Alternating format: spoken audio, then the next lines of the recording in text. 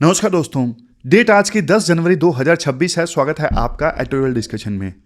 आज तीन इश्यूज हम डिस्कस करेंगे। सबसे पहले आर्टिकल हम डिस्कस करेंगे कॉन्स्टिट्यूशनल मोरालिटी से संबंधित। बहुत जबरदस्त आर्टिकल है इंडियन एक्सप्रेस का और यूपीएससी ने बार बार इस पे क्वेश्चन पूछे हैं। दूसरा आर्टिकल आज हम डिस्कस करेंगे, यूएसए ने 7 जनवरी को एक मेमोरेंडम में कई सारी इंटरनेशनल ऑर्गेनाइजेशंस को छोड़ने का निर्णय लिया है। इससे क्लाइमेट चेंज के अगेंस्ट लड़ाई फीकी पड़ेगी और इंडिया को भी दिक्कत होगी।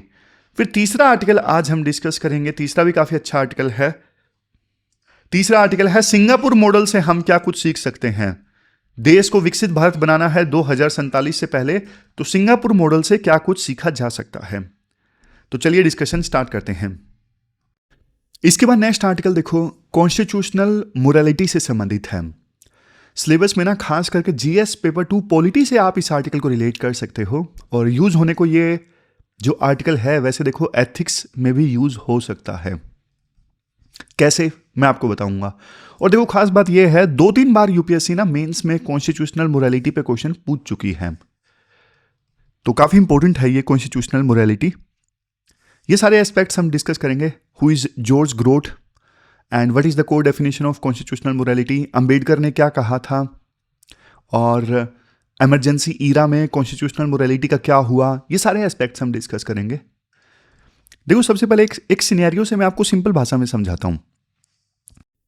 मान लो एक क्रिकेट मैच खेला जा रहा है। एक तरफ है ऑनलाइन तैयारी करने वाले यूपीएससी एस्पायरेंट्स और दूसरी तरफ है ऑफलाइन तैयारी करने वाले यूपीएससी एस्पायरेंट्स। अब वैसे देखो क्रिकेट में मैच खेला जाता है ना, सारे रूल्स जो है ना वो लिखे होते हैं A to Z। मतलब जैसे आईसीसी के मैच होते हैं ना, सारे के सारे जो रूल्स हैं वो लिखे होते हैं कि अगर हिट विकेट आउट कैसे होगा, एलबीडब्ल्यू आउट, हर एक चीज लिखी होती है। लेकिन जब आईसीसी के रूल्स लिखे गए ना, वो एक चीज लिखने भूल गए कि जो बॉलर है या फिर कोई फील्डर है वो जानबूझ के धक्का दे दे बैट्समैन को विकेट के ऊपर। अब कायदे से वो बैट्समैन आउट हो जाएगा, हिट विकेट आउट हो गया।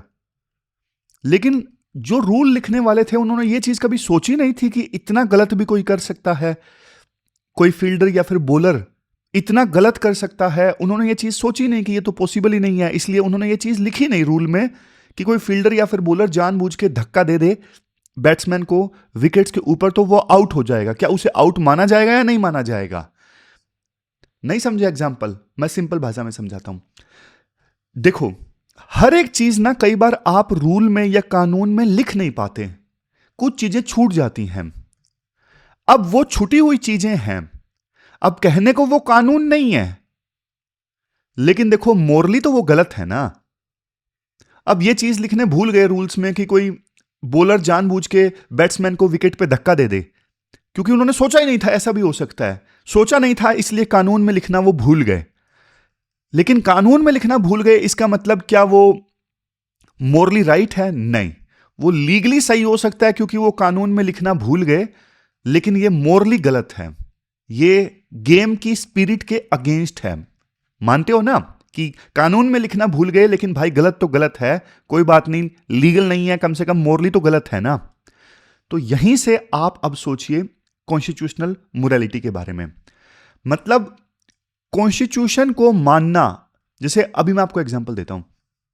स्पीकर की पोस्ट है, डिप्टी स्पीकर की पोस्ट है, संविधान में लिख रखा है डिप्टी स्पीकर का इलेक्शन होगा, साफ साफ लिख रखा है।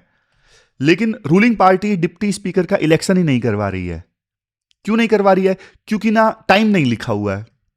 अगर संविधान में यह लिखा होता कि 30 दिनों के अंदर अंदर डिप्टी स्पीकर का इलेक्शन करवाना है, तो फिर रूलिंग गवर्नमेंट को डिप्टी स्पीकर का इलेक्शन कंडक्ट करवाना पड़ता। लेकिन संविधान निर्माता जो थे वो टाइम लिखना भूल गए। अब डिप्टी स्पीकर का इलेक्शन ही नहीं हो रहा है। देखो ये मोरली बहुत ज्यादा गलत है। अब कॉन्स्टिट्यूशनल वाइज ये सही हो सकता है क्योंकि वहां पे टाइम लिखा ही नहीं हुआ है, इसलिए इलेक्शन कोई करवा ही नहीं रहा है। लेकिन मोरली तो गलत है ना भाई।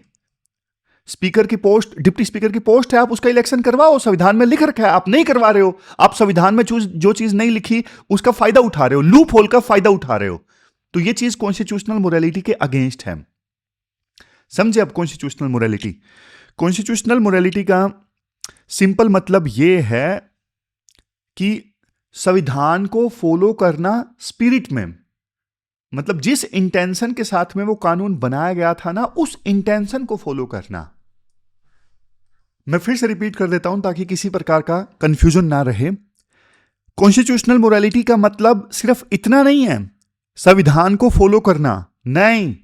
क्योंकि देखो, जैसे मैंने बोला ना, हर चीज कई बार संविधान में लिखी नहीं होती, लेकिन संविधान निर्माताओं की स्पिरिट तो हमें पता है ना, उनकी वैल्यूज, उनके प्रिंसिपल्स तो हमें पता है ना।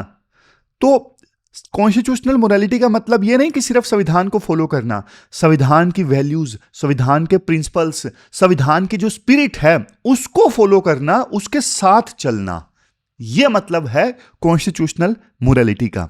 यह टर्म सबसे पहले ना ब्रिटेन के एक इतिहासकार थे जॉर्ज ग्रोट, उन्होंने इस टर्म को यूज किया था। उनकी एक किताब थी a history of Greece, a history of Greece.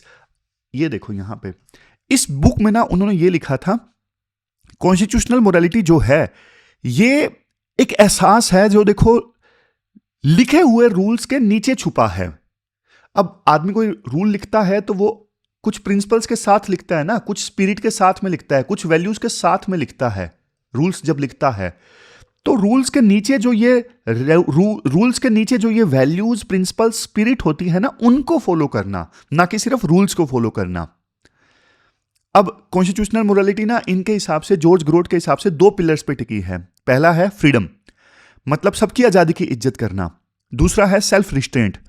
Self restraint मतलब खुद पर काबू रखना, मतलब अगर मेरे पास में पावर है तो मैं उसका मिसयूज ना करूं। सिर्फ इसलिए नहीं कि कानून मुझे मना करता है इसलिए मैं अपनी पावर का मिसयूज नहीं करूंगा, नहीं, बल्कि इसलिए मिसयूज नहीं करूंगा कि वो एथिकली गलत है। ये हुई ना बात, बहुत बढ़िया ढंग से ये सेल्फ रिस्ट्रेंट वाली जो बात है वो आर्टिकल में बोली गई है कि मैं पावर का मिसयूज इसलिए नहीं करूंगा कि हाँ भाई कानून ने बोला है कि आप मिसयूज नहीं कर सकते, इसलिए नहीं करूंगा कि वो मोरली गलत है, वो एथिकली गलत है। अब आते हैं हम नेक्स्ट स्लाइड में। डॉक्टर अंबेडकर ने 1948 में क्या बोला था? उन्होंने बोला था constitutional morality is distinct from social morality. अब मान लो यूपीएससी यूं पूछ ले, क्या constitutional morality and social morality same है? नो, सेम नहीं है। सोशल मोरालिटी मतलब समाज में जो सही माना जाता है। अब जैसे कास्ट सिस्टम है, किसी समय में देखो जैसे देश तुरंत आजाद हुआ था ना, तो उस समय अनटचेबिलिटी थी, आजादी के तुरंत बाद तो खत्म हो नहीं गई थी, तो उस समय कास्ट सिस्टम को, अनटचेबिलिटी को बिल्कुल नॉर्मल माना जाता था कि ये मोरल है, मोरली राइट है, ये सही है। लेकिन संविधान तो ये बोलता था ना कि आर्टिकल 17 अनटचेबिलिटी पूरी तरह से प्रोहिबिटेड है। तो इसी एग्जाम्पल से आपको डिफरेंस पता लग जाता है। समाज की जो मोरालिटी थी वो कहती थी कि कास्ट सिस्टम सही है, अनटचेबिलिटी में कुछ गलत नहीं है, वो थी सोशल मोरालिटी जो समाज में सही माना जाता है। लेकिन कॉन्स्टिट्यूशनल मोरालिटी मतलब जो संविधान के हिसाब से सही माना जाता है कि आर्टिकल 17 है, आप किसी के साथ में छुआछात वाली चीज नहीं कर सकते। समझ गए? दोनों चीजों में डिफरेंस है। सोशल मोरालिटी मतलब समाज के हिसाब से मोरालिटी, कॉन्स्टिट्यूशनल मोरालिटी मतलब कॉन्स्टिट्यूशन की वैल्यूज, मतलब कॉन्स्टिट्यूशन के हिसाब से मोरालिटी। समझ गए? फिर अंबेडकर ने ना एक बात बोली थी, देखो तो संविधान का जो ढांचा है ना, वो कितना भी अच्छा हो वो फेल हो सकता है। क्यों फेल हो सकता है? अगर उसको चलाने वाले जो लोग हैं ना वो करप्ट हो जाएं, अगर मान लो माल एडमिनिस्ट्रेशन हुआ तो फिर संविधान का जो फॉर्म है वो परिवर्तित हो जाएगा, मतलब वो खराब हो जाएगा। समझ रहे हो? सिंपल बात काफी बार हमने डिस्कस की है कि संविधान देखो कितना ही अच्छा हो, चलाने वाले लोग खराब हैं तो वो संविधान खराब हो जाएगा, और संविधान कितना ही खराब हो, चलाने वाले लोग अगर अच्छे हैं तो घटिया संविधान को भी बढ़िया बना के चलाएंगे। ये वाली बात है। अब यहां पे ना एक टर्म आप याद रखिएगा, जूरिस्प्रूडेंशियल फेथ। इसका क्या मतलब होता है? देखो अंबेडकर ये मानते थे कि सिर्फ कानून बनाना काफी नहीं है, हमें ना संविधान की वैल्यूज जैसे लिबर्टी है, इक्वालिटी है, फ्रेटर्निटी है, इनमें ना जनता का फेथ हमें जगाना होगा। जनता का फेथ जब तक संविधान की वैल्यूज में नहीं होगा ना, तो फिर संविधान काम नहीं करेगा। समझ गए? सिर्फ संविधान के लीगल शब्दों को मत पकड़ो, लीगल शब्दों के पीछे की जो स्पिरिट है उसको समझो। ये वर्ड भी आप यूज कर सकते हो, जूरिस्प्रूडेंशियल फेथ। अब आगे चलते हैं। राइटर बोलते हैं, देखो हिस्ट्री के पन्ने अगर आप उठा के देखोगे ना, इमरजेंसी लगी थी 1975 से लेकर 1977 के बीच में। सरकार ने ना लोगों के जो अधिकार थे ना वो छीन लिए थे। और सबसे दुख की बात यह है, उस समय जो जुडिशरी थी ना, जुडिशरी जो कॉन्स्टिट्यूशन की गार्डियन थी, काम था जुडिशरी का संविधान को बचाना, वो भी डर गई थी इमरजेंसी के दौर में। फेमस केस है ADM Jabalpur case. ADM Jabalpur case, अब इसे देखो हेबियस कॉर्पस केस भी कहते हैं। क्यों कहते हैं? देखो सुप्रीम कोर्ट ने इस केस में ना, यूं समझ लो सरकार के सामने ना पूरी तरह से घुटने टेक दिए थे। सरकार ने ना उस समय मीसा एक्ट अप्लाई किया था और लोगों को ना बिना वारंट के गिरफ्तार किया जा रहा था इमरजेंसी के दौरान। तो बहुत सारे लोग ना जिनको गिरफ्तार किया गया था वो कोर्ट में पहुंच गए। अब आपको पता है फंडामेंटल राइट्स का वायलेशन होता है तो देखो कोई भी पर्सन ना सीधा सीधा सुप्रीम कोर्ट पहुंच सकता है। बताओ ये संविधान ने ये पावर कौन से आर्टिकल में दी है कि जब भी फंडामेंटल राइट का वायलेशन हो सीधा सुप्रीम कोर्ट आप जा सकते हो? ये पावर संविधान के कौन से आर्टिकल ने दी है? आप नीचे कमेंट बॉक्स में बताना। तो बहुत सारे लोग ना सीधा सुप्रीम कोर्ट में पहुंचे कि देखो हमारे फंडामेंटल राइट का वायलेशन हो रहा है, बिना वारंट के बिना प्रोसीजर के हमें ना गिरफ्तार किया जा रहा है। तो सुप्रीम कोर्ट के पास पावर होती है, वो ना हेबियस कॉर्पस रिट जारी कर सकती है। हेबियस कॉर्पस का मतलब होता है प्रोड्यूस द बॉडी, मतलब पर्सन को हमारे सामने लेके आओ जिसको आपने इलीगल ढंग से गिरफ्तार किया है या फिर डिटेन किया है। लेकिन अब ना सुप्रीम कोर्ट के ऊपर दारोमदार था कि इमरजेंसी में सरकार गलत कर रही है, गलत ढंग से अरेस्ट कर रही है, तो ये रिट जारी करे और सरकार को बोले प्रोड्यूस द बॉडी, कि हमारे पास लेके आओ जिसको आपने इलीगल ढंग से गिरफ्तार किया है। लेकिन सुप्रीम कोर्ट ने ना एडीएम जबलपुर केस में यह बोल दिया कि इवन इमरजेंसी के दौरान राइट टू लाइफ जो है वो सस्पेंडेड है। आप राइट टू लाइफ भी नहीं क्लेम कर सकते इमरजेंसी के दौरान। घुटने टेक दिए, इमरजेंसी लगी है तो मतलब राइट टू लाइफ भी नहीं है।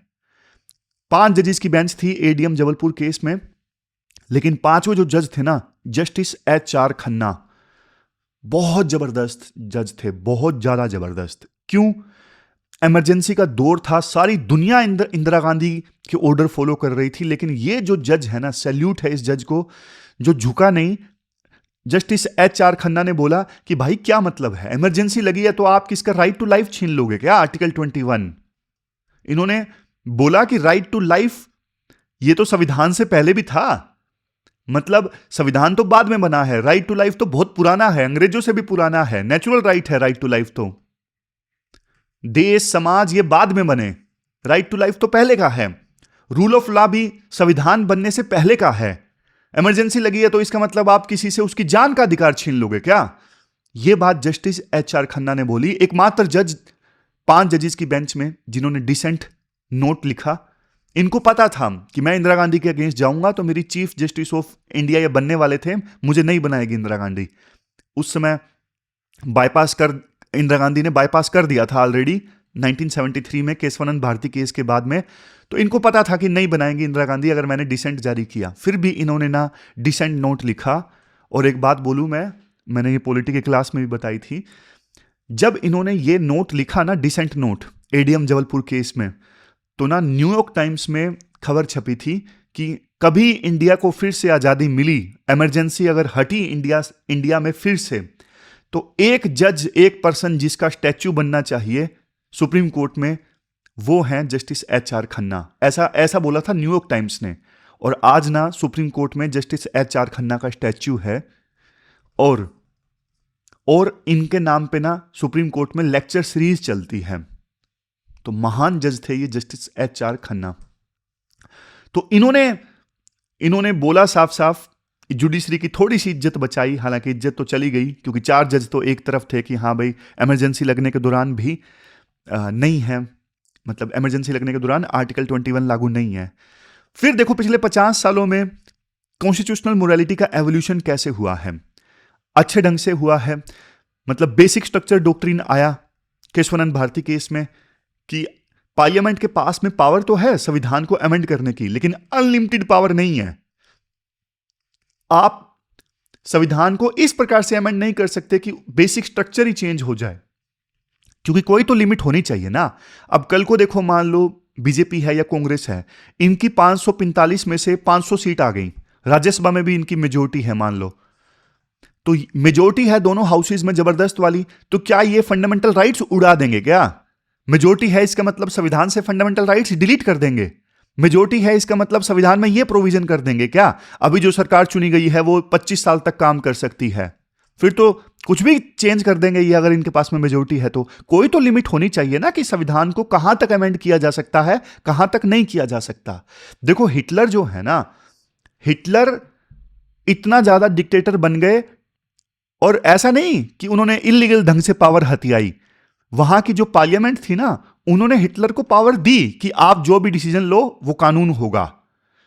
तो संविधान को अमेंड करके आप कुछ भी इलीगल कर दोगे अगर आपके पास में मेजोरिटी है तो कोई तो लिमिट होनी चाहिए ना कि संविधान को इससे ज्यादा अमेंड नहीं किया जा सकता। वो चीज फिर हुई बेसिक स्ट्रक्चर डॉक्ट्रिन में 1973 में सुप्रीम कोर्ट ने बोला कि भाई अंधाधुंध पावर नहीं है संविधान को चेंज करने की, इतना नहीं चेंज कर सकते कि संविधान का बेसिक स्ट्रक्चर ही हिल जाए, नींव ही हिल जाए, उतना आप चेंज नहीं कर सकते। फिर पीआईएल का कंसेप्ट आया। पीआईएल का कंसेप्ट देखो ये था 1976 में, आपको पता है एडीएम जबलपुर केस, जुडिशरी ने घुटने टेक दिए इंदिरा गांधी के सामने, काला धब्बा इंडिया की डेमोक्रेसी पे, इंडिया की जुडिशरी पे। लेकिन जब इमरजेंसी हटी तो जुडिशरी ने ना अपने आप को बाउंस बैक किया, मतलब उन्होंने अपने ऊपर लगे दाग को ना मिटाने की कोशिश की। तो पीआईएल पहले क्या होता था, लोकस स्टैंडी का कंसेप्ट होता था, मतलब जैसे मान लो यूपीएससी एस्पायरेंट्स के साथ में कुछ गलत हो रहा है तो सुप्रीम कोर्ट बोलेगा कि भाई जिसके साथ गलत हो रहा है ना वही कोर्ट में आए। मान लो मैं हूं, मैं एग्जाम नहीं दे रहा तो मैं आपकी तरफ से कोर्ट नहीं जा सकता था, सुप्रीम कोर्ट मैं जाता तो सुप्रीम कोर्ट मेरे से बोलती सुमित भाई तुम्हारा क्या लेना देना है, तुम्हारे तो अटेम्प्ट खत्म हो गए ना, तुम क्यों आए हो कोर्ट। तो पहले यह रूल हुआ करता था। लेकिन पब्लिक इंटरेस्ट लिटिगेशन में सुप्रीम कोर्ट ने ना अलाउ कर दिया कि जो गरीब लोग हैं, जो वॉइसलेस हैं, जो खुद नहीं आ सकते, उनकी तरफ से कोई भी पब्लिक इंटरेस्ट लिटिगेशन फाइल कर सकता है। फिर है एपिस्टोलरी जुरिस्डिक्शन। एपिस्टोलरी जुरिस्डिक्शन मतलब इवन देखो सुप्रीम कोर्ट ने ना पोस्ट कार्ड को भी पिटीशन के तौर पे स्वीकार किया है। ये देखो, accepting even a letter as a petition to ensure justice. Justice ensure करने के लिए ना कोई जरूरी नहीं कि आप पूरा पेपर वर्क करो और तब जाके केस फाइल होगा, नहीं, सुप्रीम कोर्ट ने इवन एक पोस्ट कार्ड को केस के तौर पे स्वीकार किया है जस्टिस इंश्योर करने के लिए। तो ये 3 बढ़िया काम किए कॉन्स्टिट्यूशनल मोरालिटी को इंश्योर करने के लिए कोर्ट ने। समझ गए? अब आगे चलते हैं। लेकिन देखो मॉडर्न समय में कुछ चैलेंजेस हैं। चैलेंजेस जैसे देखो अब सुप्रीम कोर्ट में फॉर एग्जांपल 34 जज हैं। वैसे तो देखो सारे जज बराबर हैं, ठीक है, लेकिन जो चीफ जस्टिस ऑफ इंडिया होते हैं ना, इनके पास थोड़ी ज्यादा पावर होती है। चीफ जस्टिस ऑफ इंडिया होते हैं मास्टर ऑफ रोस्टर, मतलब ये डिसाइड करते हैं कौन सा जो केस है जो सुप्रीम कोर्ट में फाइल किया गया है, सुप्रीम कोर्ट में आया है, वो किस बेंच के पास में जाएगा। डिसाइड करने वाला शख्स कौन है? सीजीआई। ये डिसाइड करते हैं कौन सा केस किस बेंच के पास में जाएगा। अब देखो ये पावर मिली है ना सीजीआई को, अब इसका मतलब ये नहीं कि ये अंधाधुंध इस पावर का इस्तेमाल करें, मतलब अपने फेवरेट जजों को हमेशा बढ़िया बढ़िया केस दें। यही हो रहा था एक्चुअली।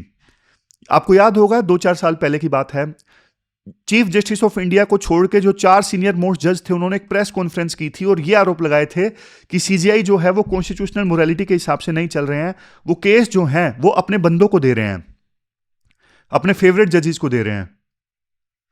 तो राइटर ये बोलते हैं देखो कॉन्स्टिट्यूशनल मोरालिटी सिर्फ पॉलिटिशियंस पे लागू नहीं होती, जजेस पे भी लागू होती है।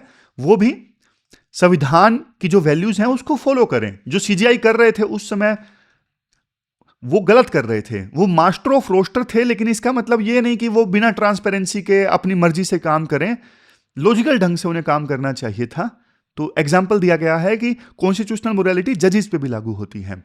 फिर राइटर लास्ट में बोलते हैं देखो कॉन्स्टिट्यूशनल मोरालिटी ना सील्ड के तौर पे काम करनी चाहिए। जब वायलेशन ऑफ राइट्स हो तब यूज हो कॉन्स्टिट्यूशनल मोरालिटी का, जब कोई गलत ढंग से पावर यूज करे तब यूज होना चाहिए कॉन्स्टिट्यूशनल मोरालिटी का। लेकिन कब यूज नहीं होनी चाहिए, देखो जुडिशरी का काम ये नहीं है कि क्या बताना ये मोरल है ये इमोरल है, ये बताना जुडिशरी का काम नहीं है। समझ रहे हो? ऐसा नहीं होना चाहिए कि कॉन्स्टिट्यूशनल मोरालिटी के नाम पे जुडिशरी जो है वो एग्जीक्यूटिव के डोमेन में घुस जाए, या फिर कॉन्स्टिट्यूशनल मोरालिटी के नाम पे जुडिशरी जो है वो एग्जीक्यूटिव के डोमेन में घुस जाए। ऐसा नहीं होना चाहिए। यहां पे देखो, कॉन्स्टिट्यूशनल मोरालिटी को ना एक तलवार की तरह मत यूज करो जुडिशियल सुपरमेसी को प्रमोट करने के लिए, या फिर हर एक पॉलिसी इशू में, हर एक लॉ में इंटरफेयर करने के लिए। तो ये बढ़िया चीज थी। कुल मिला के बस इतना ही है। बहुत जबरदस्त आर्टिकल था। यूपीएससी बार बार क्वेश्चन पूछती है, तो बहुत अच्छा आर्टिकल था। चलते हैं आगे। ये क्वेश्चन भी आप अटेम्प्ट कर लेना। Constitutional morality is rooted in the constitution itself and is founded on its essential humanity, discuss with reference to evolving role of judiciary. तो ये क्वेश्चन आप अटेम्प्ट करना। 15 मार्क्स का क्वेश्चन है, 10 मार्क्स का क्वेश्चन है, 150 वर्ड्स में आपको अटेम्प्ट करना है। चलते हैं आगे। इसके बाद नेक्स्ट आर्टिकल देखो। यूएस ने घोषणा की है कि यूएस काफी सारे जो इंटरनेशनल एग्रीमेंट्स हैं ना, उनसे बाहर आने वाला है, और उसमें से ज्यादातर जो एग्रीमेंट्स हैं वो देखो क्लाइमेट चेंज से संबंधित हैं।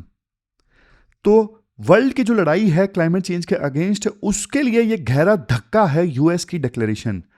आप ना सिलेबस में जीएस पेपर 3 इन्वायरमेंट और इवन जीएस पेपर 1 से भी आर्टिकल को रिलेट कर सकते हो। मतलब मेन तो जीएस पेपर 3 होगा, और चूंकि इंटरनेशनल रिलेशंस का भी बीच में लिंक है, तो आप जीएस पेपर 2 आईआर से भी आर्टिकल को रिलेट कर सकते हो। आजकल देखो जो चीजें हो रही है ना, काफी मल्टी डायमेंशनल है। तो किसी एक पेपर से, सिर्फ एक टॉपिक से उनको लिंक करना कई बार पॉसिबल नहीं होता। मतलब मल्टी डायमेंशनल टॉपिक आते हैं। तो ये सारी चीजें हम डिस्कस करेंगे इस आर्टिकल में। यूएस का जनवरी 7 का मेमोरेंडम क्या है, ग्लोबल साउथ वाले जो हैं वो चीटिड क्यों फील कर रहे हैं, और इंडिया क्या क्राइसिस फेस कर सकता है, ये सारी चीजें हम डिस्कस करेंगे। लेकिन सबसे पहले ना आपको एक सिनेरियो देता हूं। सिनेरियो जैसे मान लीजिए समुद्र में ना तूफान आ रहा है, जो लहरें हैं ना बहुत ऊंची जा रही हैं, आसमान को छू रही हैं, और ऐसी सिचुएशन में जब शिप डूबने वाला है, तब कैप्टन ये बोलता है कि भाई तुम संभालो, मैं तो जा रहा हूं अपनी जान बचा के। तो कैसा लगेगा शिप के यात्रियों को? जाहिर तौर पे बहुत बेकार लगेगा कि हमारा जो कैप्टन है वही छोड़ के भाग गया। तो उसी प्रकार से देखो, क्लाइमेट चेंज के अगेंस्ट जो लड़ाई थी ना, उसमें यूएस का जो रोल था वो सबसे बड़ा था, क्योंकि यूएस सबसे बड़ा एमिटर है। समझ गए? काइंड ऑफ यूएस शिप का कैप्टन था डेवलपिंग कंट्रीज को मदद करने के मामले में भी, लेकिन यूएस ही शिप को छोड़ के भाग गया, क्लाइमेट चेंज के अगेंस्ट लड़ाई को छोड़ के भाग गया। तो देखो बाकी देश जो हैं वो तो चीटिड फील करेंगे ही ना। वही हुआ है। देखो डोनाल्ड ट्रंप की जो पॉलिसी है ना, आपको पता है हमेशा से अमेरिका फर्स्ट वाली रही है। उन्हें यह लगता है कि इंटरनेशनल बॉडीज में रहना अमेरिका के पैसों की ना बर्बादी है। तो इसी वजह से 7 जनवरी को उन्होंने ना एक मेमोरेंडम साइन किया, और इस मेमोरेंडम के तहत यूएसए ने ना 66 इंटरनेशनल ऑर्गेनाइजेशंस को छोड़ दिया। अब जिन इंटरनेशनल ऑर्गेनाइजेशंस को यूएसए ने छोड़ा, वो देखो कोई छोटी मोटी बॉडीज नहीं है। ये वो बॉडीज हैं जिनके बारे में आप इन्वायरमेंट में बहुत ज्यादा रट्टा मारते हो, जैसे UNFCCC, जो ये बार बार कॉन्फ्रेंस ऑफ पार्टीज की मीटिंग होती है ना, आप लोग याद करते हो, conference of COP31, COP30, COP27। ये जो UNFCCC की मीटिंग होती है, जो एग्रीमेंट करवाती है क्लाइमेट चेंज से संबंधित, जैसे 2015 में पेरिस क्लाइमेट चेंज एग्रीमेंट इसी बॉडी ने करवाया था, इसको छोड़ दिया है। IPCC यानी inter governmental panel on climate change, ये देखो साइंटिस्ट का ग्रुप है जो क्लाइमेट चेंज से संबंधित जो रिपोर्ट्स होती है ना, उनको एनालाइज करके एक कंक्लूजन ड्रा करता है कि टेम्परेचर जो है वो अर्थ का कितना बढ़ सकता है, वो सारी चीजें। इस बॉडी को भी छोड़ दिया है यूएस ने। ग्रीन क्लाइमेट फंड, ये देखो वो तिजोरी है, वो फंड है जहां पे अमीर देश पैसा डालते हैं ताकि गरीब देश को पैसा मिले वहां से, उस तिजोरी से, और वो क्लाइमेट चेंज के अगेंस्ट लड़ाई लड़ सके। इवन इस फंड को भी यूएस ने छोड़ दिया है। फिर है इंटरनेशनल रिन्यूएबल एनर्जी एजेंसी। ये जो एजेंसी है ना, ये पूरे वर्ल्ड में रिन्यूएबल एनर्जी को प्रमोट करती है, तो इसको भी यूएस ने छोड़ दिया है। समझ रहे हो? क्या यूएस का एग्जिट जो है इन बॉडीज से मैटर करता है? बिल्कुल करता है, क्योंकि देखो यूएस दुनिया का ना सबसे बड़ा इकोनॉमी है, और हिस्टोरिकली अगर देखो तो सबसे ज्यादा पोल्यूशन करने वाला देश यूएस ही है। अगर वही क्लाइमेट चेंज के अगेंस्ट फाइट से भाग जाएगा तो बाकी दुनिया का क्या होगा, आप सोच के दे सकते हो। मतलब अच्छा नहीं होगा जाहिर तौर पे। ग्लोबल साउथ की बात करें, ग्लोबल साउथ, अब देखो ये जो ग्लोबल साउथ है ना, कोई ज्योग्राफिकल टर्म नहीं है कि ये ग्लोब है तो नीचे वाले जो देश हैं वो सिर्फ ग्लोबल साउथ में आएंगे, ऊपर वाले ग्लोबल नॉर्थ नहीं। ग्लोबल साउथ मतलब डेवलपिंग कंट्रीज का ग्रुप। डेवलपिंग कंट्रीज आपको कहां पे मिलेंगे? अब ये इत्तेफाक है, देखो ज्यादातर डेवलपिंग कंट्रीज आपको ग्लोबल मतलब ज्योग्राफिकल देखें तो नीचे वाले पार्ट में ही मिलेंगे, जैसे अफ्रीका, एशिया, लैटिन अमेरिका, इन कॉन्टिनेंट्स के जो देश हैं वो डेवलपिंग हैं और वो ग्लोब में नीचे ही आते हैं। तो इस वजह से कुछ लोग कंफ्यूज कर जाते हैं कि ग्लोबल साउथ मतलब ग्लोब में जो नीचे वाले देश हैं वो, नहीं, डेवलपिंग कंट्रीज का ग्रुप। तो ना यहां पे ना एक बहुत इंपॉर्टेंट डेटा दिया जाता है राइटर के द्वारा। राइटर कहते हैं देखो ग्लोबल साउथ ने ना हिस्टोरिकली अर्थ पे ना कितना एमिशन किया है, 20% से भी कम एमिशन डेवलपिंग कंट्रीज के द्वारा मिला के किया गया है। ग्लोबल साउथ के देशों ने पूरे इतिहास में सिर्फ 20% से भी कम एमिशन में कंट्रीब्यूट किया है। लेकिन सबसे ज्यादा नुकसान किसे हो रहा है? इन्हीं देशों को हो रहा है। Floods, heat waves, crop failures, ये देखो ग्लोबल साउथ के देशों में ज्यादा आ रहे हैं। तो इसे हम बोलते हैं क्लाइमेट इनजस्टिस। गलती उनकी, डेवलप कंट्रीज की, यूएसए जैसे देशों की, और सजा हमारे जैसे देश भुगत रहे हैं। अब बात करें जैसे ग्रीन क्लाइमेट फंड की हम बात कर रहे थे भाई, ग्रीन क्लाइमेट फंड में भी यूएस जो है वहां से वापस आ गया है। देखो ग्रीन क्लाइमेट फंड का काम क्या था? वल्नरेबल एरियाज जो हैं जहां पे क्लाइमेट चेंज का जो असर है वो सबसे ज्यादा हो रहा है, वहां पे प्रोजेक्ट्स को फंड करना, ये काम है ग्रीन क्लाइमेट फंड का। एग्जांपल आपको देता हूं, बांग्लादेश में साइक्लोन बैरियर बनाना ताकि साइक्लोन के इंपैक्ट को कम किया जा सके, समझ रहे हो? तो ये काम था ग्रीन क्लाइमेट फंड का। अभी भी यह फंड तो यूएस से बाहर आ गया है। अब यूएसए के जाने से ना वहां पे $100 बिलियन का ना गड्ढा हो गया है। $100 बिलियन का ना गड्ढा हो गया है, होल हो गया है। क्योंकि देखो यूएस पैसा देगा नहीं ग्रीन क्लाइमेट फंड में, और यूरोप के पास में पैसा है नहीं देने के लिए, क्योंकि यूरोप तो ऑलरेडी यूक्रेन को काफी दे चुका है। यूक्रेन रशिया के अगेंस्ट लड़ाई लड़ रहा है, तो यूक्रेन की जेबें खाली हैं, तो यूएस से पैसा देगा नहीं। तो ग्रीन क्लाइमेट फंड में पैसा आएगा कहां से? समझ गए, ये दिक्कत है। और फिर देखो आईपीसीसी, जहां पे दुनिया भर के साइंटिस्ट आते हैं और क्लाइमेट चेंज से संबंधित रिपोर्ट्स को एनालाइज करते हैं, खुद रिसर्च नहीं करते, ऑलरेडी जो रिसर्च हुई है उसको एनालाइज करते हैं। अब देखो अच्छे अच्छे साइंटिस्ट कहां पे है? अब यूएसए में है। बेस्ट जो साइंटिस्ट है वो तो यूएसए में ही है। अब वहां के साइंटिस्ट आईपीसीसी का पार्ट है नहीं, तो इवन जो एनालिसिस होगा आईपीसीसी में वो भी अच्छी क्वालिटी का नहीं होगा, अच्छी लैब्स की एक्सेस नहीं मिलेंगी, समझ रहे हो? तो ये भी दिक्कत है। आईपीसीसी अब अच्छी रिपोर्ट नहीं दे पाएगा। फिर देखो इसके बाद राइटर बोलते हैं इंडिया के लिए खतरे की घंटी क्यों है? इंडिया के लिए देखो खतरे की घंटी इसलिए है क्योंकि ना इंडिया क्लाइमेट रिस्क इंडेक्स में ना, भाई क्लाइमेट चेंज से किसको खतरा है, उस क्लाइमेट रिस्क इंडेक्स में इंडिया टॉप पे है। 10 मिलियन लोग क्लाइमेट डिजास्टर्स की वजह से ना घर छोड़ने पर मजबूर हुए हैं, 1 करोड़ लोग। और 2026 के लिए ना मॉडल्स ये कह रहे हैं कि एल नीनो का असर रहेगा, मतलब और ज्यादा गर्मी और ज्यादा अनप्रेडिक्टेबल ढंग से बारिश होगी। ज्योग्राफी में हम पढ़ते हैं ना ला नीनो, इल नीनो, मतलब 2026 में एल नीनो आ सकता है, जिसकी वजह से जो गर्मी है वो हमारे देश में बढ़ती है और बारिश जो है अनप्रेडिक्टेबल रहती है। फिर देखो हमारा जो national action plan on climate change है ना, national action plan on climate change यानी NAPCC, national action plan on climate change. देखो हमें उम्मीद थी कि ना इस एक्शन प्लान के तहत $500 बिलियन का इन्वेस्टमेंट आएगा, लेकिन यूएसए ही पीछे हट गया। तो देखो प्राइवेट इन्वेस्टर्स भी डर जाएंगे, उन्हें लगेगा कि अब क्लाइमेट सेक्टर में प्रॉफिट नहीं है। तो रिजल्ट क्या होगा? रिजल्ट देखो ये होगा, रुपया जो है वो कमजोर होगा और लोन लेना महंगा हो जाएगा, ज्यादा इंटरेस्ट रेट पर लोन मिलेगा क्लाइमेट प्रोजेक्ट्स के लिए, क्योंकि यूएस से पीछे हट गया है। ये नुकसान होगा, समझ गए? और इवन इंडिया को देखो टेक्निकल लॉस भी होगा। टेक्निकल लॉस कैसे होगा? आपको एक चीज याद होगी कि 2010 में ना सोलर पैनल्स बहुत महंगे मिला करते थे, लेकिन ये जो एजेंसी थी ना जिससे यूएसए बाहर आया है, इंटरनेशनल रिन्यूएबल एनर्जी एजेंसी, अब इसने बहुत रिन्यूएबल एनर्जी को प्रमोट किया और इसकी वजह से ना हमें भी टेक्निकल एक्सपर्टीज मिली और हमारे देश में भी सोलर पैनल्स बहुत ज़्यादा सस्ते हो उसके 85% जो रेट है सोलर पैनल्स के कम हो गए हैं। लेकिन अब यूएसए इस एजेंसी से बाहर है, तो मतलब टेक्निकल हेल्प बंद हो सकती है, तो इसका सीधा असर हमारे सोलर मिशंस पे पड़ेगा आने वाले समय में। समझ गए, ये चीज है।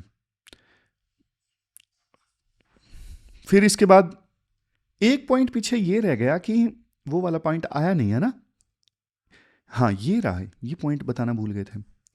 देखो ग्रीन क्लाइमेट फंड ने ना इंडिया को वादा किया था कि $2.5 बिलियन हम तुम्हें देंगे। क्यों देंगे? कोस्टल डिफेंस और हिमालयन ग्लेशियर्स बचाने के लिए। मतलब सी लेवल बढ़ रहा है ना, मतलब समुद्र में पानी का लेवल बढ़ रहा है, तो धीरे धीरे जो ना समुद्र जो है ना वो किनारे को खाता जाता है। तो इसलिए ना कोस्टल दीवार बनानी पड़ती है ताकि समुद्र में बढ़ते पानी के लेवल की वजह से ना कोस्ट जो है वो इरोड ना हो। तो इसलिए दीवार बनानी है और हिमालयन ग्लेशियर्स को पिघलने से बचाना है। तो इसलिए ग्रीन क्लाइमेट फंड ने वादा किया था कि इंडिया वालों तुम्हें हमें $2.5 बिलियन देंगे। लेकिन अब पता नहीं वो पैसा आएगा नहीं आएगा, कोई गारंटी नहीं है। यूएसए तो भाग गया। समझ गए। फिर अब जियोपॉलिटिकल एंगल देखिए। देखो पेरिस क्लाइमेट चेंज एग्रीमेंट का ना आर्टिकल 9 जो है वो ये कहता है डेवलप कंट्रीज यानी ग्लोबल नॉर्थ वाले जो देश है ना वो पैसे देंगे। अमेरिका ने वादा किया था कि हम $11.4 बिलियन देंगे 2024 तक। 2024 चला गया लेकिन पैसे नहीं दिए यूएस ने, और अब तो बिल्कुल कंप्लीटली यूएस भाग गया। तो अब कंप्लीट डिसएंगेजमेंट हो गया यूएस का, तो मतलब अब तो $1 भी नहीं मिलेगा। उल्टा प्रेशर देखो अब इंडिया और ब्राजील जैसे देशों पे आएगा कि तुम पैसा दो, जबकि देखो हम तो डेवलप हो रहे हैं भाई। हमने तो खुद सोचा था इस एग्रीमेंट से हमें पैसा मिलेगा, हमारे पास पैसा थोड़ी ना है। समझ गए। फिर नेक्स्ट चीज है बैटरी स्टोरेज और जो ग्रीन हाइड्रोजन है ना वो देखो आज का फ्यूचर है, लेकिन ये टेक्नोलॉजी ना अभी अमेरिका के पास एडवांस्ड है। अब इंडिया की जो पीएलआई स्कीम्स है ना, प्रोडक्शन लिंक्ड इंसेंटिव स्कीम्स, वो इसी पर डिपेंडेंट है। हमें $25 बिलियन की फंडिंग की उम्मीद थी, एफडीआई की उम्मीद थी, अब वो टेक्नोलॉजी ट्रांसफर नहीं होगा। तो ये चीज है। अब देखो एक वैक्यूम क्रिएट होगा। होता क्या है, अमेरिका के जाने से ना एक वैक्यूम क्रिएट हुआ है। मतलब जब जंगल का राजा मैदान छोड़ के भाग जाए तो अब कोई और तो जंगल का राजा बनेगा ना। तो जो वैक्यूम क्रिएट होगा उसको भरने की कोशिश करेगा चाइना का जो बेल्ट एंड रोड इनिशिएटिव है ना, अब देखो रिन्यूएबल एनर्जी मार्केट्स में बिल्कुल हाईलाइट होगा, सेंटर स्टेज ले लेगा। और लेकिन देखो चाइना जो है आपको पता है उसका काम करने का तरीका अलग है, वो डेट ट्रैप में फंसाता है। अफ्रीकन कंट्रीज के लिए बहुत रिस्की रहता है। एक तरफ उन्हें देखो सस्ते चाइना के सोलर पैनल्स मिलेंगे, दूसरी तरफ वो चाइना के डेट ट्रैप में भी फंस सकते हैं, चाइना के कर्ज के जाल में भी फंस सकते हैं। और बहुत सारे देश ना वेदर अलर्ट्स के लिए यूएस के सैटेलाइट्स और वर्ल्ड मेट्रोलॉजिकल ऑर्गेनाइजेशन पे निर्भर रहते हैं। अगर देखो साइक्लोन आने वाला है तो सैटेलाइट्स से डेटा नहीं मिला तो सोचो कितनी तबाही मच सकती है, कितने जाने जा सकती है। समझ गए। लेकिन ऐसा नहीं है कि देखो यूएस के जाने से धरती रुक जाएगी, धरती तो फिर भी घूमेगी ना सूर्य के चारों ओर, तो कोई तो सॉल्यूशन होगा। हाँ यार कुछ तो सॉल्यूशन निकालेंगे ही। देखो पहले ना हम फोकस कर रहे थे इंडिया, यूएस और ईयू पे, मतलब तीनों एक साथ फोकस कर रहे थे। अब इंडिया और ईयू दोनों फोकस करेंगे क्लाइमेट चेंज से लड़ने में, दोनों आपस में कोऑपरेट करेंगे। अमेरिका को इक्वेशन से निकाल दो, पीछे कोशिश तो करेंगे ही ना। फिर देखो हमें ना ब्रिक्स एग्रीमेंट को स्ट्रॉन्ग बनाना है। ब्रिक्स जिसमें चाइना, रशिया, ये सारे देश हैं। और इंटरनेशनल सोलर अलायंस तो इंडिया का ब्रेन चाइल्ड है। 150 से ज्यादा मेंबर्स हैं इंटरनेशनल सोलर अलायंस में। टारगेट ये है 2030 तक $1 ट्रिलियन की इन्वेस्टमेंट आएगी इंटरनेशनल सोलर अलायंस में। तो इसको ना इस अलायंस को UNFCCC की ब्यूरोक्रेसी से हट के काम करना होगा ताकि कम से कम यूएसए के साथ मिलकर हम कोऑपरेट कर सकें इंटरनेशनल सोलर अलायंस में। और देखो हमें ना खुद पर निर्भर होना पड़ेगा। अच्छी चीज ये है कि $120 बिलियन का जो बजट है वो ग्रीन बजट एलोकेट किया गया था 2026 के बजट में। और इलेक्ट्रोलाइजर जैसे हाइड्रोजन के लिए और इलेक्ट्रिक व्हीकल्स, ये हमें खुद से बनाने पड़ेंगे। फिर देखो G20 की प्रेसिडेंसी का यूज करके EU और जापान पे प्रेशर डालो कि भाई अमेरिका तो गया, तुम तो कम से कम अपनी जो प्लेज है कि तुम पैसा देने वाले हो उसको तुम अब डबल करो। समझ रहे हो? तो देखो बात यही है कि क्लाइमेट क्राइसिस जो है वो एक देश के जाने से खत्म नहीं हो जाते। मतलब तूफान जो है वो ये देख के नहीं रुकेगा कि हाँ भाई ट्रंप ने क्लाइमेट एग्रीमेंट्स में हाथ पीछे खींच लिया है कि साइक्लोन भैया रुक जाओ रुक जाओ। साइक्लोन तो नहीं रुकने वाला है ना, तो अपने को लड़ाई तो लड़नी पड़ेगी क्लाइमेट चेंज के नेगेटिव इंपैक्ट्स के अगेंस्ट। तो ये पूरा आर्टिकल हमने डिस्कस किया, चलते हैं आगे। इसके बाद नेक्स्ट आर्टिकल देखो, सिंगापुर मॉडल से हम क्या सीख सकते हैं। देखो एक चीज आपको बताऊं, 1965 में ना सिंगापुर में पर कैपिटा इनकम और इंडिया में पर कैपिटा इनकम दोनों सेम ही थी। आज देखो सिंगापुर का जो पर कैपिटा जीडीपी है ना वो हमसे 30 गुना ज्यादा है। ये चमत्कार कैसे हुआ? क्या सिर्फ देखो सिंगापुर ने बिल्डिंग्स बनाई, रोड्स बनाई? नहीं। आज के इस आर्टिकल में हम यही सीखेंगे कि सिंगापुर मॉडल से कैसे इंडिया अपने आप को विकसित बना सकता है। आप ना सिलेबस में जीएस पेपर 2 IR और जीएस पेपर 3 डेवलपमेंट से इस आर्टिकल को रिलेट कर सकते हो। हम देखो इस आर्टिकल में ना ये सारे एस्पेक्ट्स कवर करेंगे। इंडिया और सिंगापुर का comparison, housing policy as a tool for unity, और जो वहाँ के प्रधानमंत्री थे ली कुआं, उनका विजन क्या था, और इंडिया के लिए 4 स्पेसिफिक लेसन्स। लेकिन सबसे पहले देखो 1965 की बात करते हैं।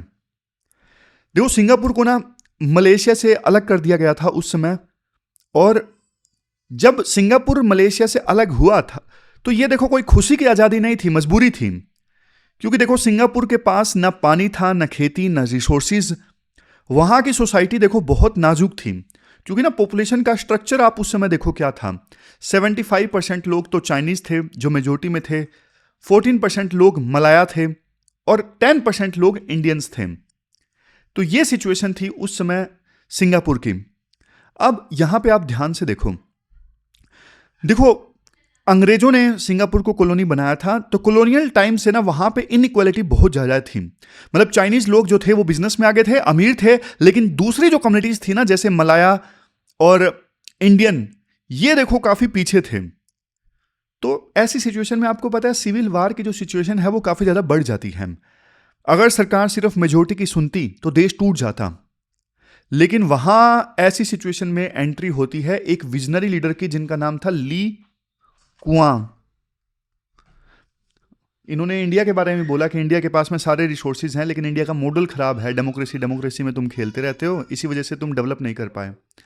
तो ये उस समय उन्होंने बोला था। तो ली कुआं ने उसमें ये बोला कि एथनिक इनइक्वालिटी हमारे लिए देखो मोरल इशू नहीं है, सर्वाइवल इशू है। मतलब अगर हम मिलकर नहीं रहे तो हम मिटा दिए जाएंगे, हम टूट जाएंगे। ये बात उन्होंने उस समय बोली थी। देखो हम इंडिया में क्या कॉपी करते हैं, हम इंडिया में कॉपी करते हैं गिफ्ट सिटी, कि हाँ भाई हमने भी सिंगापुर जैसी गिफ्ट सिटी बना दी गुजरात में, हमने बड़े बड़े हाईवेज बना दिए डेवलप कंट्रीज के देख के। हमें लगता है कि इंफ्रास्ट्रक्चर ही सिर्फ डेवलपमेंट है, लेकिन देखो सिंगापुर वाले खुद बोलते हैं बिल्डिंग्स तो हमने ना बोरो की है, उधार ली है। सिंगापुर वाले बोलते हैं हमारी असली जो इनोवेशन है ना वो सोशल आर्किटेक्चर है, ना कि बड़ी बड़ी बिल्डिंग्स या फिर हाईवेज। ये बात सिंगापुर खुद बोलता है कि हमारी असली इनोवेशन बिल्डिंग्स या फिर हाईवेज नहीं है, सोशल आर्किटेक्चर है। मतलब समाज में भाईचारा कैसे बनाए रखना है, ये हमारी जीत है। जैसे देखो देश को आगे ले जाने के लिए, डेवलप करने के लिए रोड और बिजली जरूरी है ना, उसी प्रकार से सामाजिक एकता भी समाज में बहुत जरूरी है। बिना ट्रस्ट के मार्केट चलता ही नहीं है। सिंगापुर ने डेमोग्राफिक अर्थमेटिक नहीं खेला, उन्होंने हर कम्युनिटी को ना स्टेक होल्डर बनाया। मतलब उन्होंने ये सब नहीं खेला कि हाँ भाई जिसकी मेजोरिटी उसकी चलेगी, नहीं, उन्होंने हर कम्युनिटी को, इंडियंस को भी, वहां पे जो भारतीय मूल के लोग थे, मलाया थे, सबको उन्होंने स्टेक होल्डर बनाया। मतलब हर नागरिक को लगना चाहिए कि यह देश मेरा देश है। फिर इसके बाद हाउसिंग पॉलिसी से संबंधित बहुत इंपॉर्टेंट पॉइंट राइटर बोलते हैं, ये रहा यहां पे, ये रहा हाउसिंग पॉलिसी वाला पॉइंट। ये पॉइंट काफी इंपॉर्टेंट है। दुनिया में देखो हाउसिंग सिर्फ ना रहने की जगह होती है, लेकिन सिंगापुर में ना हाउसिंग इंटीग्रेशन का हथियार बन गया। कैसे? देखो लोग ना अक्सर अपनी जाति या फिर धर्म वालों के साथ में रहना पसंद करते हैं, आपको भी पता है। जैसे हमारे देश में भी अलग अलग घेटोस बन जाते हैं। घेटोस मतलब जैसे महाराष्ट्र में सरदारों की अलग कॉलोनी बन जाएगी, उसी प्रकार से तमिलनाडु में जो नॉर्थ इंडियंस हैं वो एक कॉलोनी में रहने लगेंगे। ऐसा हो जाता है। मुस्लिम्स का अलग इलाका देखने को मिलेगा, और कश्मीर है तो वहां पे हिंदुओं का अलग से कॉलोनी देखने को मिलेगी। ऐसा होता है क्योंकि लोग ना अपने ही धर्म, अपनी आइडेंटिटी के साथ रहना पसंद करते हैं। सिंगापुर ने क्या सॉल्यूशन निकाला? सिंगापुर ने ना एथनिक इंटीग्रेशन पॉलिसी लगाई। सरकार ने बोला कि एक बिल्डिंग में ना फिक्स कोटा होगा। मान लो एक ब्लॉक में 70% चाइनीज और 15% मलाया और 15% इंडियन। इस प्रकार से ना एक हाउसिंग सोसाइटी में कम्युनिटी के हिसाब से रिजर्वेशन कर दिया गया, कोटा फिक्स कर दिया गया। अगर कोटा फुल हो गया तो नया चाइनीज वहां पे फ्लैट नहीं ले सकता। इंडियंस के लिए कोटा फुल हो गया तो इंडियंस फिर और ज्यादा वहां पे नहीं आ सकते, वो उनको दूसरी जगह लेना पड़ेगा। अब इस हाउसिंग पॉलिसी से हुआ क्या? देखो इससे इंपैक्ट ये हुआ ना, हर फ्लोर पर चाइनीज, मलाया और इंडियन ये सब ना पड़ोसी बन गए। बच्चे साथ में पार्क में खेले और स्कूल साथ गए। तो वो जो फीलिंग थी ना अस वर्सेस देम की, कि हम अलग हैं वो अलग हैं, वो फीलिंग खत्म हो गई। फिजिकल स्पेस शेयर किया तो मेंटल स्पेस भी शेयर हो गया अपने आप से, और एक आइडेंटिटी के लोग दूसरी आइडेंटिटी के लोगों को अलग मानना उन्होंने बंद कर दिया। अब फिर इसके बाद में सवाल आता है कि अमीर और गरीब के बीच में कैसे फर्क किया? देखो सिंगापुर ने ना सबको फ्री पैसा बांटा। नहीं, सबको फ्री पैसा नहीं बांटा। आर्टिकल कहता है सिंगापुर ने ना कैश ट्रांसफर जो थे वो अवॉइड किए, जो इंडिया में होते हैं कि हाँ भाई हम जीत गए तो 2,000 रुपए पर महीना मिलेगा। नहीं, उन्होंने लेवल प्लेइंग फील्ड बनाया। उन्होंने ना एजुकेशन यूनिवर्सल बना दी, मतलब सबको एजुकेशन मिलनी चाहिए फ्री में, सबको इंग्लिश सिखाई ताकि लैंग्वेज बैरियर ना हो। हेल्थ की बात करें, पब्लिक हेल्थ पर पैसा खर्च किया ताकि लोग फ्री में इलाज करवा सकें। रिजल्ट, आज वहां का जो इंडियन हाउस होल्ड है ना वो चाइनीज हाउस होल्ड के बराबर कमा रहा है। तो ये कोटा से नहीं हुआ, ये रिजर्वेशन देने से नहीं किया गया, ये कैपेसिटी बिल्डिंग से हुआ, सबको एजुकेशन देने से हुआ, सबकी हेल्थ का ध्यान रख के हुआ। बढ़िया मॉडल है ना, सिंगापुर का अच्छा मॉडल है।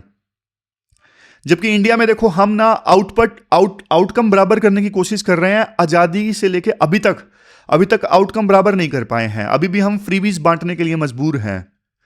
अगर हम देखो आजादी के 80 साल बाद भी फ्रीबीज बांट रहे हैं ना, फ्री में पैसा बांट रहे हैं, तो मतलब हमारी गवर्नेंस फेल हो गई है।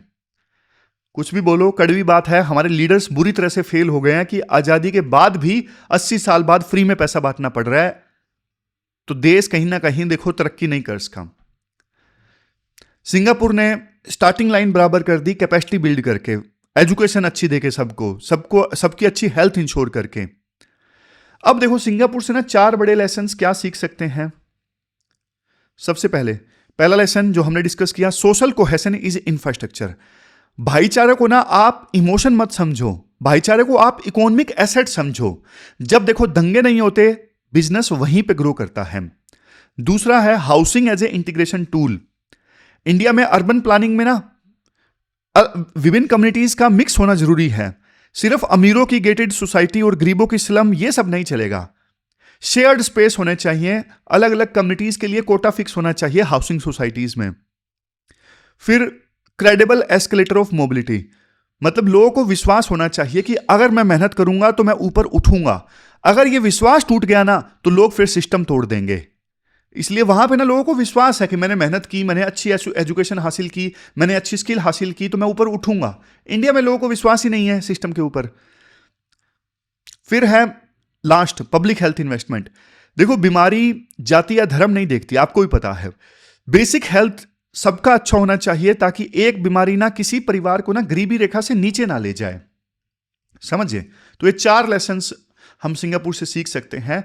Social cohesion is infrastructure, housing as integration, credible mobility और सबसे लास्ट में सस्टेन्ड पब्लिक हेल्थ। लास्ट में राइटर ना कंक्लूजन में ये बोलते हैं, आज देखो इंडिया में चैलेंजेस हैं, लेकिन देखो डाइवर्सिटी जो है वो हमारी ताकत है। समझ रहे हो? सिंगापुर का जो मॉडल है वो कॉपी पेस्ट इंडिया में नहीं हो सकता। वो छोटा देश है, लेकिन इंडिया बहुत बड़ा देश है। इंडिया डेमोक्रेटिक है, सिंगापुर ऑथोरिटेरियन कंट्री था। लेकिन सिंगापुर की जो फिलोसफी है उसको हम कॉपी कर सकते हैं।